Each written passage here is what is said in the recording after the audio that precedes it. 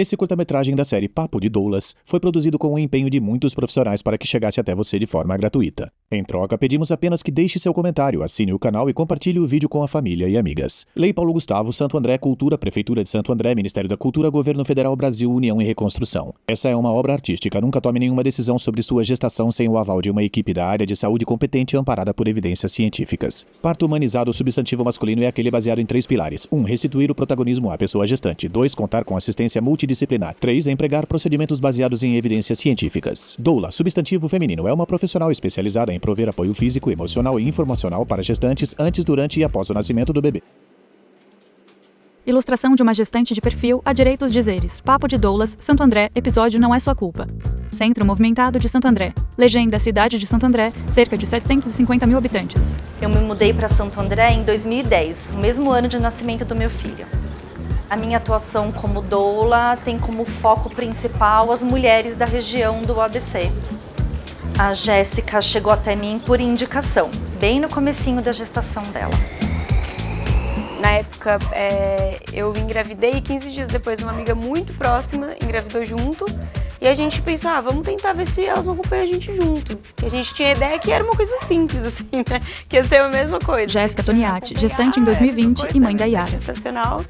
A gente foi entendendo depois, né, o processo todo. Ela era uma gestante de risco habitual. Amanda Mesquita, doula em Santo André. Ela não tinha nenhuma intercorrência, né, no pré-natal dela. Os exames e todas as questões do pré-natal estavam todos dentro do que hoje é chamado de risco habitual. Amanda verifica exames médicos. A partir disso, a gente criou planos.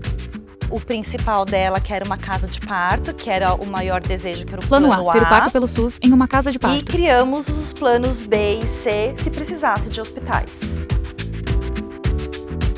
Eu era uma pessoa muito saudável, praticava atividade física, comia bem, né? Não tinha nenhum problema. Jéssica é branca e magra, com cabelos curtos ondulados. Está em uma varanda. Então eu não esperava que fosse ser risco. Era tipo assim, uma coisa completamente que eu nunca pensei. Golfball é uma alteração que surge no coração do feto, mas que normalmente não representa nenhum risco. De uma golfball, que é uma bolinha no coração do bebê, que não tem nenhum significado grave clínico. E aí, logo em seguida, depois de uns meses assim, teve a restrição de crescimento da Yara. Ela era um bebê pequeno para a idade gestacional. Jéssica vê fotos suas grávida em um computador. Jéssica numa varanda. Isso era um risco suficiente assim para ela precisar mesmo do suporte hospitalar e tal. Eu já fiquei bem desesperada, bem preocupada, né, com o nascimento, assim, com como, né, a condição que ela ia nascer, mas com essa questão do ambiente hospitalar, né.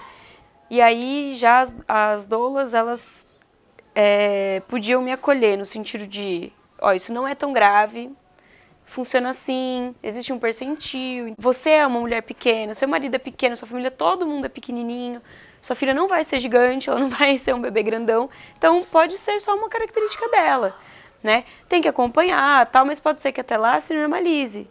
Se não se normalizar, não dá para ir para casa de parto mesmo.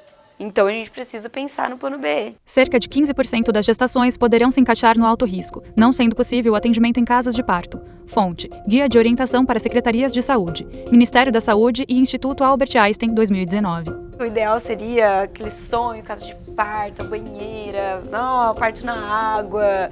Não é aquilo, mas já conheço mais ou menos como que vai ser a realidade, né? A grande maioria das vezes, a experiência de parto não é exatamente como a gente pensa. E isso é muito falado durante a educação perinatal, né? O que é expectativa e o que é realidade. É interessante sonhar, é importante criar telas mentais para que a gente visualize aquilo que vai acontecer, mas talvez seja mais importante pensar o que acontece de verdade. Montagem com notícias sobre a epidemia de Covid. O final da minha gestação foi muito difícil por conta do isolamento, né? Porque era pandemia. Então eu passei para praticamente a gestação inteira vendo só minha família, assim. Jéssica numa varanda. No final, assim, então eu tava já muito ansiosa, muito depressiva, irritada, assim, brigava por qualquer coisa. Até uma determinada semana onde, na consulta de pré-natal, ela teve um pico de pressão. E aí vem a segunda frustração e a certeza de que ela não poderia mais ter o seu bebê numa casa de parto. Por conta da pandemia, a presença da doula e a entrada da doula na grande maioria dos hospitais não estava sendo permitida. Então nós fizemos um trabalho de educação também e de preparo durante a gestação para essa possibilidade de cenário. Então fomos para o hospital, dei entrada por volta de meio-dia. Eles não me deram alternativa, a não ser ficar na sala de espera sozinha, porque como tinha o Covid, o Matheus nem a Amanda podiam entrar comigo, eu tinha que ficar na sala de espera sozinha, tendo as contrações numa cadeira comum de sala de espera, com outra gestante, bebê, acompanhante, com outras pessoas ali do lado. Cadeiras em uma sala de espera de hospital. Depois de um tempo, fui avaliada de novo, aí dei entrada na internação mesmo, e aí na internação, estando na sala de parto, o Matheus poderia entrar comigo. Amanda tecla em seu Quando celular. ela entrou no hospital para ser internada, eu fiquei do lado de fora e fiquei em contato com o Matheus o tempo todo. E ela dando assistência pra gente, desde a hora que estourou a bolsa da Jéssica em casa, até o nascimento da Yara, a gente tava em contato com a Amanda, assim. Matheus Barbosa, marido da Jéssica e pai da Yara. A gente ficou brigando contra protocolos desde quando a gente chegou naquele hospital. A gente queria deixar aquilo acontecer da forma mais natural possível e via intervenção de todo lado, assim. Não, ela não pode fazer isso, não pode fazer aquilo, não, tem que fazer isso, tem que fazer aquilo. Então, foi estressante. O principal motivo que eu fui para o hospital foi por conta da hipertensão. E eles só aferiram a minha pressão na hora da entrada na internação. Depois eles não aferiram mais. Então olha o tamanho do risco, né? Se eu estivesse em casa, seria a mesma coisa. E aí eu acho que ter a doula ali, enquanto a pessoa plena e calma, consciente do que está acontecendo, puta, foi o que fez aquilo ficar mais leve, eu diria, assim, né? Matheus é negro com cabelos rastafari compridos. Montagem sobre fotos da Yara recém-nascida. Ela de fato nasceu um bebê pequeno, no limite, né? Então o limite é 2.500 e ela nasceu com 2.508. Teve uma noite que ela chorou a madrugada inteira dentro do hospital. Era uma sala compartilhada com outras 5 mulheres e bebês. Ela chorou, berrou a madrugada inteira. Ela tinha fome. Jéssica pressiona os dedos da mão direita. Ela não estava mamando e eu achei que ela tivesse. Eu nunca amamentei. Então, pra mim, que eu botava ela no peito, ela ficava um pouquinho e cuspia. Então, pra mim, bom, ela tá satisfeita. Ela já era um bebê de baixo peso, ela saiu sem conseguir mamar, sem orientar, tipo, olha, leva sua filha num pediatra pra ver por que ela não tá mamando.